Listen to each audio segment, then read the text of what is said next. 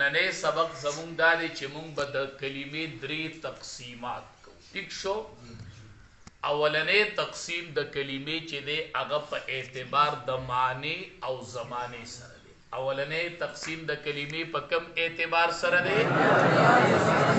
په اعتبار د معنی او زمانې سره، چې دا کلمه به په خپله معنی کې مستقل وي یا به نه وي،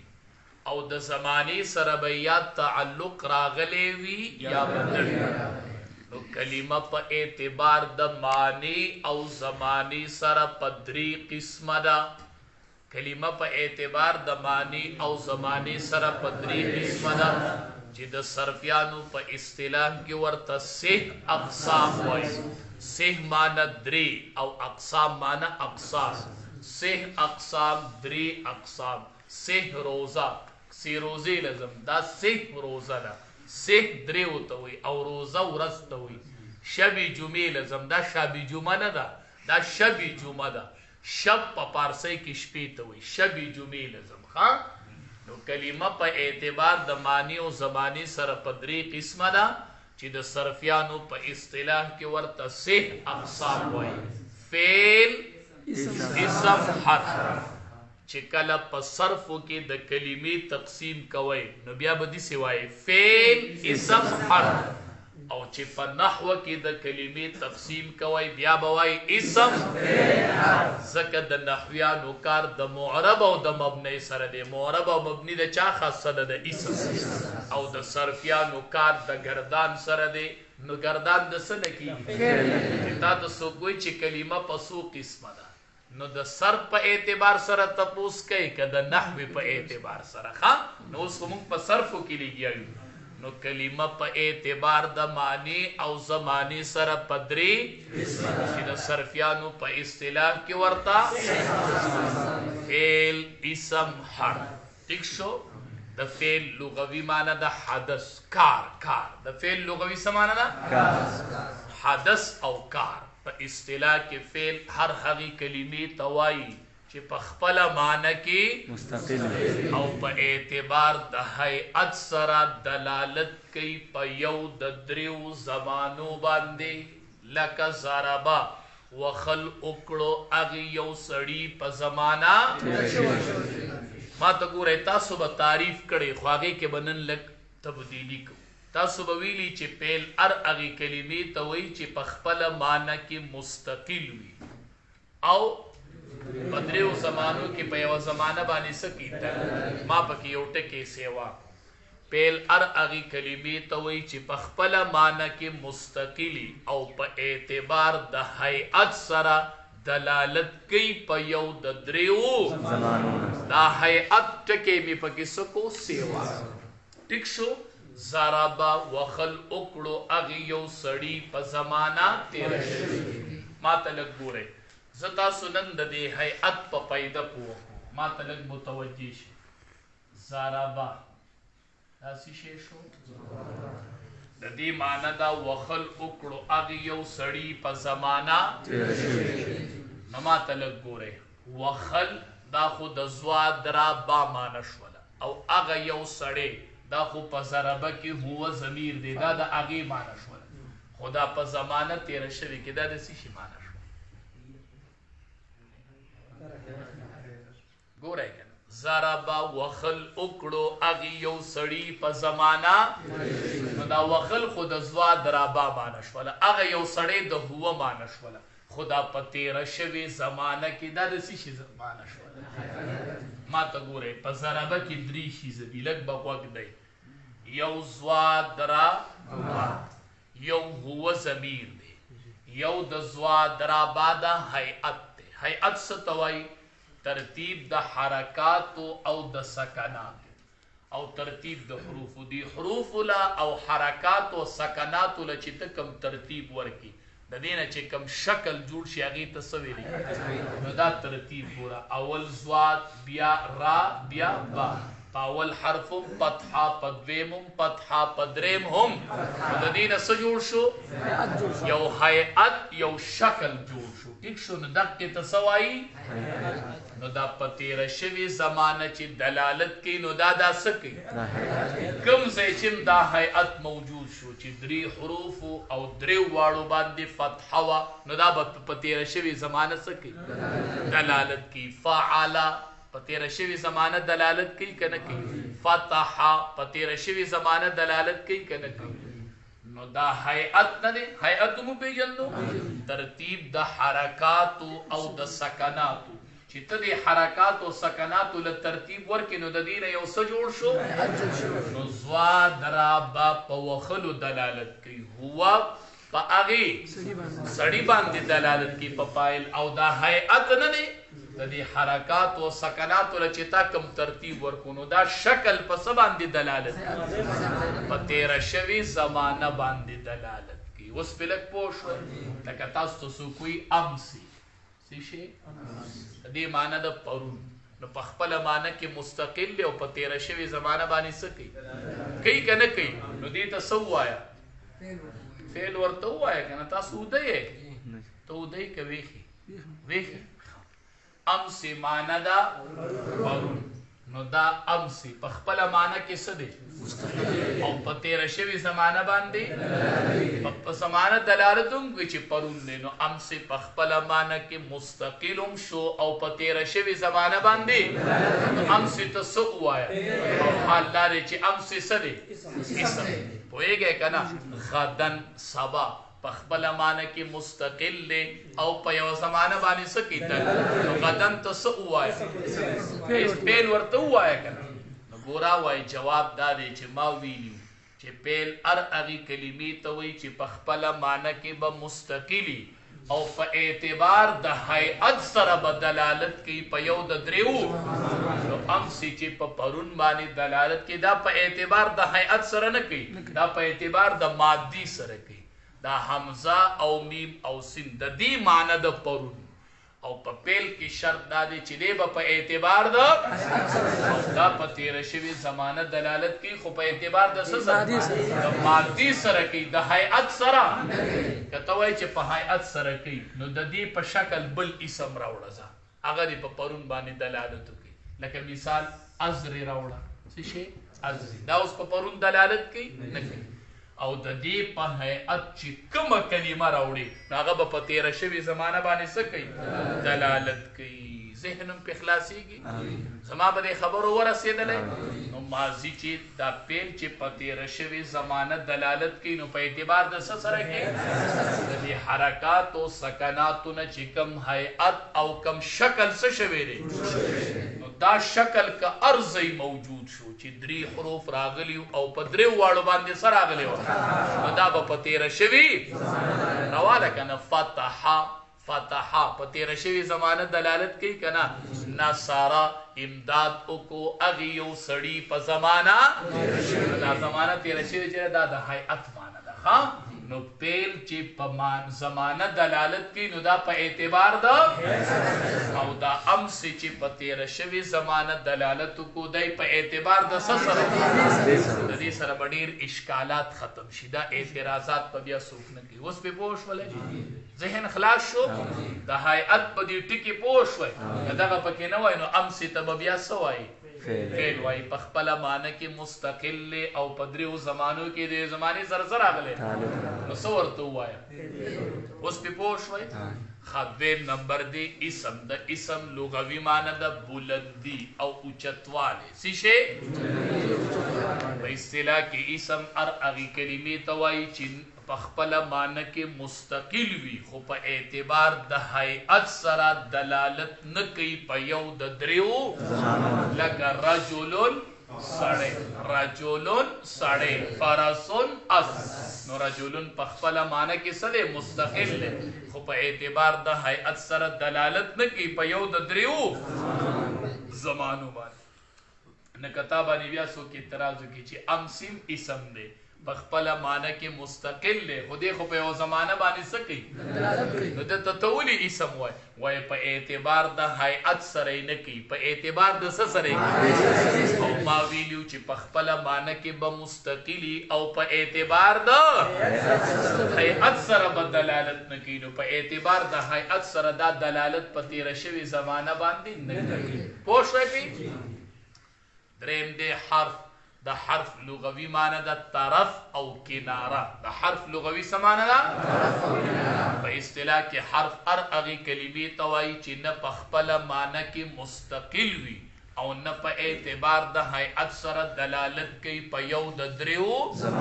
لکه من او اف ټیک شو تاسو ته د اسم پیل د پیل اسم حرف په تعریف کې دوه خبرې ناشنا راغلي یو هیئت راغی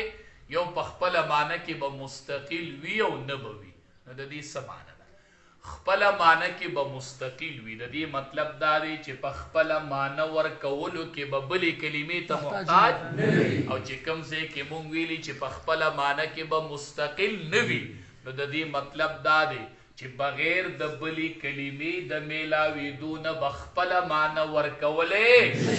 او یو پکې هیئت راغی نو هیئت چې ترتیب د حرکاتو او د سکناتو چې حرکات او سکناتو لکم ترتیب څه کړلی شي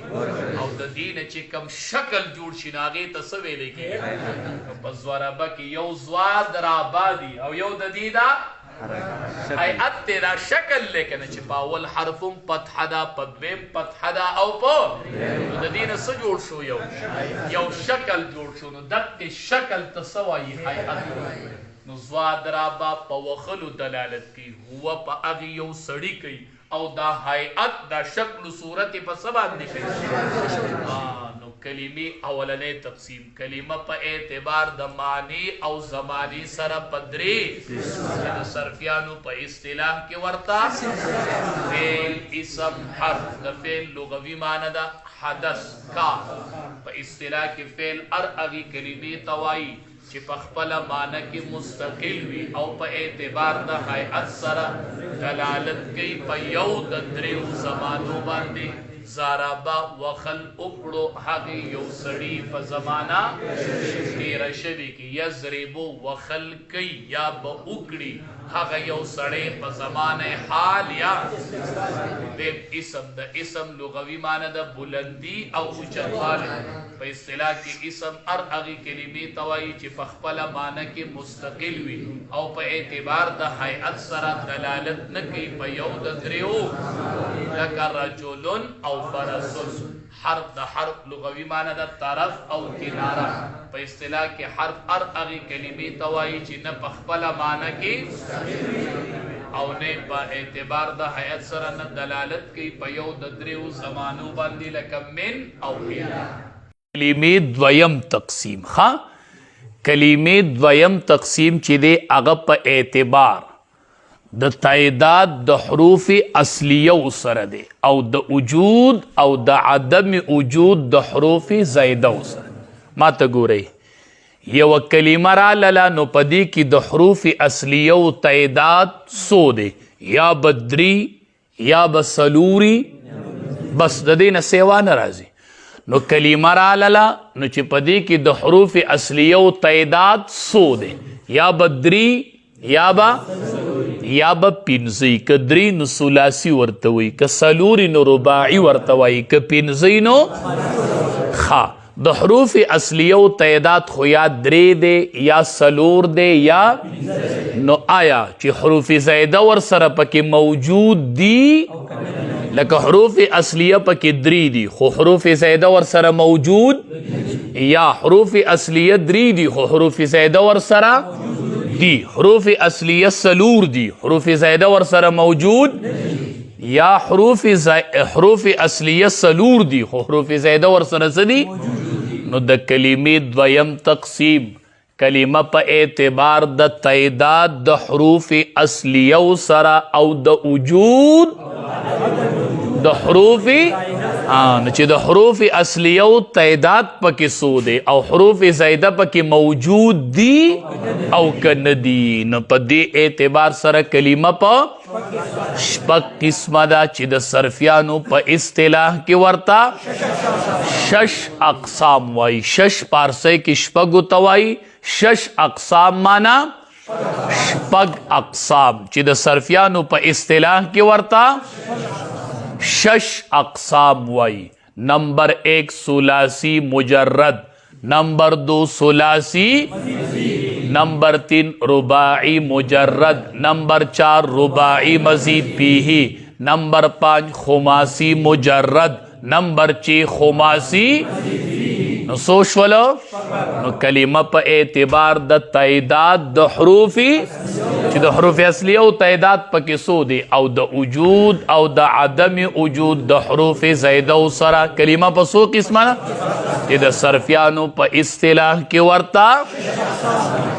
نمبر 1 ثلاثی مجرد، نمبر 2 ثلاثی مزید پیہی، نمبر 3 رباعی مجرد، نمبر 4 رباعی، نمبر 5 خماسی مجرد، نمبر 6 خماسی مزید پیہی. اول دے ثلاثی مجرد ستوئی تاسو تما ویلیو ګوره تاسو باندې دا اعتراض تاسو په کس کولی شي چې یضربو کې 3 حروف اصلیه دي او یو یا پکې حرف زائد دی، نو دی ته ثلاثی مزید پیہی ویل پکار دی. او حال دا چې ضربه یضربو خو باب ثلاثی صرفیان ورته ثلاثی مجرد وی او 3 حروف اصلیه دی او یو یا پکې حرف تاسو ته ما پرون وی چې دا یا زائد برای اشتقاق تا او صرفیان زائد برای اشتقاق تا زائد دیتا علامه وای، دیتا سوائی 3 پکې حروف اصلیه دی او حروف زائده پکې نشته، حروف زائده پکې، نو دا ثلاثی مجرد شو. ٹھیک شو؟ تاسو به تعریف لگ بدل کئ نو بیا به در باندې دا اعتراض نه راځي. تاسو به د ثلاثی مجرد زوړ تعریف اوس پرېږدئ ښه داسې به وایئ ثلاثی مجرد هر هغې کلمې ته وایي چې په هغې کې 3 حروف اصلیه راغلي او د زائد برای نقل باب یا زائد برای الحاق نه پکې یو حرف هم خیر دی که اشتقاق پکې څه شوي وي راغلي وي. اوس پوه شوئ په نکته که نه؟ دا زوړ تعریف په پرېږدئ چې ثلاثی مجرد هغې ته وایي چې 3 حروف اصلیه پکې او حروف زائده پکې نه. ثلاثی مجرد هر هغې کلمې ته وایي چې 3 حروف اصلیه پکې او د زائد برای نقل باب یا الحاق نه پکې یو حرف هم دا نه نقل باب دا او نه الحاق دا بلکې څه ده اشتقاق. دا اعتراض به بیا څوک اوس په اپله پسې ځئ. ښه ثلاثی مجرد مثال لکه ضربه. ټیک شو؟ ثلاثی مزید پیہی هر هغې کلمې ته وایي چې په هغې کې 3 حروف اصلیه راغلي او د زائد برای نقل باب یا الحاق نه پکې هم یو حرف یا 2 حرف په څه شوي وي لکه اکرمه. څه شی؟ اکرمه کې کاف را میم دا حروف اصلیه دي او دا حمزه پکې زائد برای په دې سره باب د مجردو نه چرته تلی دی مزید. رباعی مجرد هر هغې کلمې ته وایي چې په هغې کې 4 حروف اصلیه راغلي او د زائد برای نقل باب یا الحاق نه پکې یو حرف هم لکه دح رجا. سو حروف تی 4 زائد برای نقل باب او الحاق پکې 4 واړه اصلی دي. رباعی مزید پیہی هر هغې کلمې ته وایي چې په هغې کې 4 حروف او د زائد برای نقل باب یا الحاق نه پکې هم لکه تدحرجا. څه شی؟ تدحرجا کې دحرجا 4 حروف اصلیه دي او دا تا پکې زائد برای نقل باب ده چې دحرجه وی نو رباعی مجرد باب شو او چې تا سره ولګېده تدحرجا نو باب رباعی مزید پیہی شو. نو په دې تا سره دا باب د رباعی مجرد نه چرته تلی دی دیتا زائد برای نقلی خماسی مجرد چاته وای دا هر هغې کلمې ته وایي چې په هغې کې 15 او حروف نه دلته بیا خطا کیږي لکیر کې فقیر بنه جوړیږي ما ته ګورئ خماسي په پیل کې نه راځي دا په اسم کې راځي او نقل باب او الحاق او اشتقاق خبرې چې دا د پیل دي دا اسم شو ښه دلته اشتقاق او نقل باب او الحاق نشته دلته ځکه په پیل کې خماسي نه راځي کنه نو دلته به داسې وایي خماسي مجرد هغې کلمې ته وایي چې پاغې کې 15 حروف اصلیه راغلي او حروف زائده پکې نه وي دلته به کې الحاق او نقل باب اشتقاق بیا ختم شو لکه جح مریشن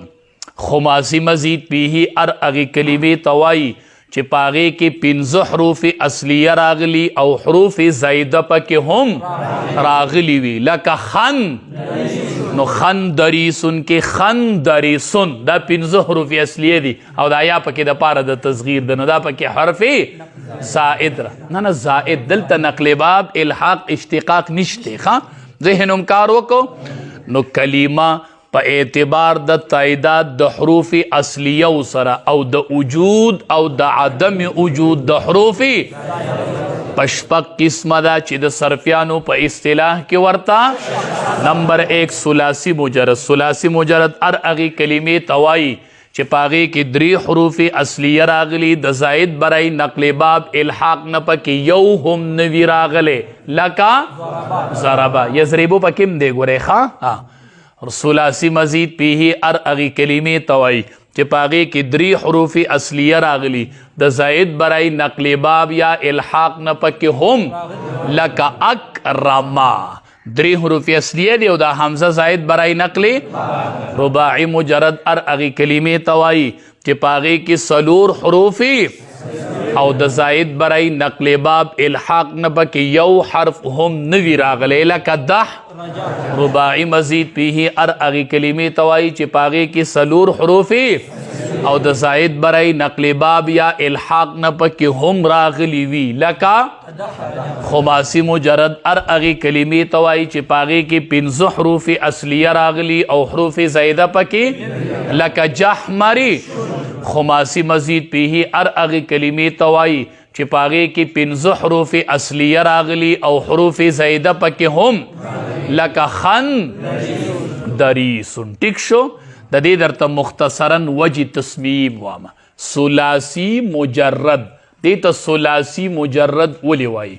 ثلاثي ورته ځکه وایي چې حروف اصلیه پکې مجرد ورته ځکه وایي د اسم مفعول صیغه د خالق کړلی شوی نو مجرد ورته ځکه وایي چې حروف زائده پکې موجود ثلاثي مزید پیه تا ثلاثي مزید پیه ځکه وایي ثلاثي ورته ځکه وایي چې حروف اصلیه پکې مزید پیه ورته ځکه وایي چې حروف زائده پکې هم سیوا شوي دي لکه اکرما 3 حروف اصلیه دي رباعي مجرد ته رباعي مجرد ولې وایي رباعي ورته ځکه وایي چې رباعي معنی د 4 او په دې کې حروف اصلیه څو دي او مجرد معنی خالی کړلی شوی د حروف زائده ونه څه شوی دی لکه دحرجا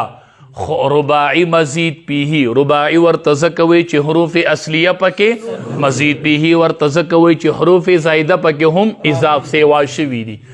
خماسي مجرد خماسي معنی د 15 مجرد معنی خالی نو خماسي ورته ځکه وایي چې حروف اصلیه پکې 15 دي مجرد ورته ځکه وایي چې د حروف زائده ونه پاک دی خماسي مزید پیه خماسي ورته ځکه وایي چې حروف اصلیه پکې مزید پیه ورته ځکه وایي چې حروف زائده پکې هم راغلي دي ټیک شو کلمه په اعتبار د کیفیت د حروف اصلیه سره په 2 قسمه ده کیفیت حالت ته وایي چې په کلمه کې حروف اصلیه راغلي دي نو د حروف اصلیه د حالت څنګه دی د حرف اصلي په ځای خو چرته حرف علت نه دی راغلی د حرف اصلي په ځای خو چرته حمزه نو دریم تقسیم کلمه په اعتبار د کیفیت د حروف اصلیه سره چې د حروف اصلیه حالت پکې څنګه دی حروف اصلیه کې حمزه نه دی راغلی حرف علت نه دی راغلی 2 حروف خو پکې د یو جنس نه نو کلمه په اعتبار د کیفیت د حروف اصلیه سره په 2 قسمه ده چې د صرفیانو په اصطلاح کې ورته هفت اقسام وای. هفت معنی اوو او اقسام معنی اقسام. نو هفت اقسام معنی اوو اقسام. سیشه اوو اقسام. اول نمبر په هفت اقسامو کې ښه په اوو قسمه ده. اول نمبر صحیح، دویم نمبر مثال، دریم نمبر اجوف، څلورم نمبر ناقص، پنځم نمبر لفیف، شپږم نمبر محموز، اوم نمبر مضاعف. سیشه مضاعف پنه وای، سیشه مضاعف. اول نمبر پکې دی صحیح. صحیح لغوی معنی ده تندرست او د عیب نه پاک. کتاب بند کا. د صحیح لغوی معنی ده تندرست او د عیب نه، او دې تم صحیح ځکه وایي چې په حروف اصلیو کې نه حمزه شته، نه حرف علت شته، او نه دوه حروف ده د عیبونو نه بالکل څه دی پاک دی. په اصطلاح کې صحیح هر هغې کلمې ته وایي چې د هغې په حروف اصلیو کې نه حمزه راغلی، نه حرف علت راغلی، او نه دوه حروف د یو. لکه ضربه، سیشه لکه ضربه او اکرمه. ضربه ما ته به لږ وخت دی، تاسو یو تعریف کړی دی خو هغه ټیک نه دی. تاسو وایي صحیح هر هغې کلمې ته وایي چې په هغې کې نه حمزه راغلی، نه حرف علت راغلی، او نه پکې دوه. داسې به نه وایې. صحیح هر هغې کلمې ته وایي چې د هغې په حروف اصلیو کې نه حمزه راغلی، نه حرف علت راغلی، نه دوه حروف. لکه ضربه، سیشه او اکرمه. ټیک شو؟ اوس تا ته به خلق وایي چې اکرمه خو صحیح نه دی، دا څه شی دی؟ محموز دی، ځکه څه پکې راغلی ده؟ نه وای اکرمه صحیح دی، ځکه ما ووی صحیح هر هغې کلمې ته وایي چې د هغې په حروف نه حمزه راغلی وي، نه حرف علت راغلی وي، نه دوه حروف. نو په اکرمه کې حروف اصلیه کاف را میم، نه پکې حمزه شته، نه پکې حرف علت شته، او نه پکې دوه حروف. داسې خو باب افعال بیا ټول محموز دی، ځکه د باب افعال په شروع کې څه راغلي. نو داسې نه چې بیا تاسو دې ته محموز وایې. وایي زما تعریف ته غوږ ده، ما وی چې د هغې په حروف نو حروف اصلیه کاف را حمزه شته، حرف علت شته، دوه حروف د یو جنس ته شته. نو اکرمه څه شی شو؟ اگر چې په شروع کې څه راغلی ده خو حمزه په حروف اصلیو کې نه ده راغلی. اوس پوه شوئ؟ دویم نمبر دی مثال. د مثال لغوي معنی ده مشابه. سیشه او دې ته مثال ځکه وایي چې دی د صحیح سره څه دی؟ مشابه. په اصطلاح کې مثال هر هغې کلمې ته وایي چې د هغې اولنی حرف اصلي حرفي، چې د هغې اولنی یعنی د اولنی حرف اصلي په ځای به یې څه راغلی؟ نو بیا که دا حرف علت ووي نو دې ته مثالي لکه وعده. سیشه ګورئ اولنی حرف اصلي په ځای څه راغلی دی؟ حرف علت وہ راغلے دے. او کو چری دا حرف علت یاوی نو دیتا مثالی لکا یا سارا. اگو رہے اولنی حرف اصلی پزی حرف علت راغلے دے یاد نو دا یایی شو. نو مثال ار اغی کلمی توائی چی دا هاگی اولنی حرف اصلی حرفی نکووی نو دیتا مثالی او کیاوی نو دیتا مثالی لکا وعدا او یسال. یاد شو. دویم نمبر دے دریم نمبر اجوف. دا اجوف لغوی معنی دا خالی خیٹے. سیشے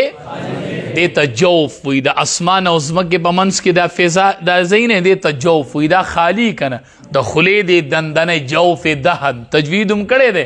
نو دا اجوف معنی دا او دیتم اجوف زکوی چی دا دی پا خیٹا کی حرف علت راغلے. دلتا حرف اصلی دلتا حرف صحیح دلتم حرف صحیح او پا منس کی سر راغلے. نو دا منزی صحیح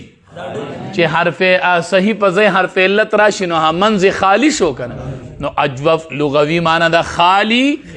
او دې تم اجوف ځکه وایي چې د دې منځني حرف صحیح په ځای څه راغلی وي نو منځ څه پروتي خالی پروتي ټیک شو په اصطلاح کې اجوف هغې کلمې ته وایي چې د هغې دویم حرف اصلي حرفي چې د هغې دویم حرف اصلي حرفي لکه وو وي نو دې ته اجوفي لکه قاله چې په اصل کې قوله وو نو قوله او که یا وي نو دې ته اجوفي یایي وایي لکه باع چې په اصل کې بیع وو یاد شو سلورم نمبر دے ناقص سشے دا ناقص لغوی معنی دا نقصان والا سوالا او دی تم ناقص زکوائی چی دا دی پاخر کی حرفی نو پاخر کی سر راغلی نقصان راغلی نو زکورت سوائی دا ناقص نو دا ناقص لغوی معنی دا نقصان والا او دی تم زکا ناقص وائی چی دا دی پاخر کی سر راغلی حرف علت راغلی نو نقصان راغلی په اصطلاح کې ناقص هغې کلمې ته وایي ناقص هغې کلمې ته وایي چې د هغې اخیرنی حرف اصلي حرفي چې د هغې اخیرنی حرف اصلي نه که وو وي نو دې ته ناقصي لکه دعا چې په اصل کې دعوه او که یا وي نو هغې ته ناقصي یایي وایي لکه رما چې په اصل کې رمیو پنځم نمبر دے لفیف لفیف معنی دا انغختلی شوی سیشے او یا لفیف معنی دا مخلوط گڑ وڈ کرلے نو لفیف معنی دا انغختلی شوی او دیتم لفیف زکوائی چی دا دی پا حروف اصلیو کی دو حرف علتی او یو پا کی حرفی صحیح وی نو دا حرف صحیح پا دی حرف علتو کی سشوی وی چې درې شي او په درې کې دوه حرف علت راشي نو دا یو پکې څه شي نو لفیف معنی دا انغختلی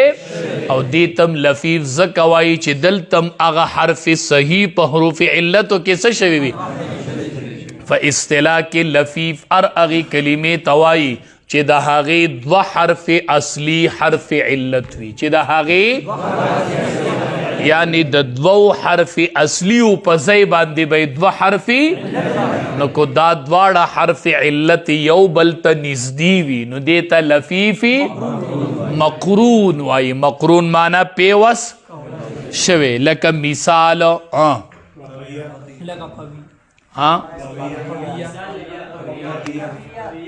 قویه وایزا قویه سیشه نو دو حرف اصلی حرف علت او دواړه یو بل ته څه دي نږدې دي نو دې ته لفیفي او که چرې دا دواړه حرف علت د یو بل نه جدا راغلي نو دې ته لفیفي مفروق وایي لکه وقا چې په اصل کې وقایو سیشه وقا چې په اصل کې وقایو نو وقایه کې وګوره یو حرف علت دا دی یو دا دی په منځ کې د یو بل نه څه راغلی د فاصله راغلی پوه شوی پی شپږم نمبر دی محموز د محموز لغوي معنی د حمزه ورکړلی شوی محموز مفعول د اسم مفعول لغوي معنی د حمزه او دې ته محموز ځکه وایي چې د دې په حروف اصلیو کې حمزه راغلی په اصطلاح کې محموز هغې کلمې ته وایي هغې چې د هغې په حروف اصلیو کې حمزه راغلی بیا کو چرې دا حمزه د فا کلمې په ځای راغلی نو هغې ته محموز لکه امر او کو چرې دا حمزه د عین کلمې په ځای راغلی هغې ته محموز لکه سأل که د لام کلمې په ځای راغلی دی ته محموز اللام وایي لکه قرأ یاد شو اوم نمبر دی مضاعف مضاعف دا د اسم مفعول صیغه د باب مفاعلین ضاعف یضاعف مضاعفة فهو مضاعف وضوعف یضاعف فذاک مضاعف نو مضاعف مضاعف ٹھیک شو لغوی معنی دا دوچن کړلې دوچن او دې ته مضاعف ځکه وایي چې د دې کې دوه حروف د یو جنس نه راغلي نو یو حرف پکې څه شوی وي دوچن شوی دو ځله نه راغله مضاعف لغوي معنی د دوچن کړلې نو پدې کې یو حرف دو ځله راغلی نو هغه یو حرف پکې څه شوی وي اصطلاح کې مضاعف هغه کلمې توای چې د هغې دوه حروف اصلیه د یو چې دوه حروف اصلیه د یو او مضاعف بیا په دوه قسمه دی مضاعف ثلاثي او مضاعف ثلاثي دی توای چې ټول حروف اصلیه درې او په دریو کې دوه ده نو دې ته مضاعف لکه مد او فر چې په اصل کې مددا او فررا ټول حروف اصلیه سودی درې دوه پکې ده یو او مضاعف رباعي هغې ته وایي چې ټول حروف اصلیه څلور وي او په څلورو کې دوه ده یو لکه زلزله حروف اصلیه سودی څلور او دوه پکې ده یو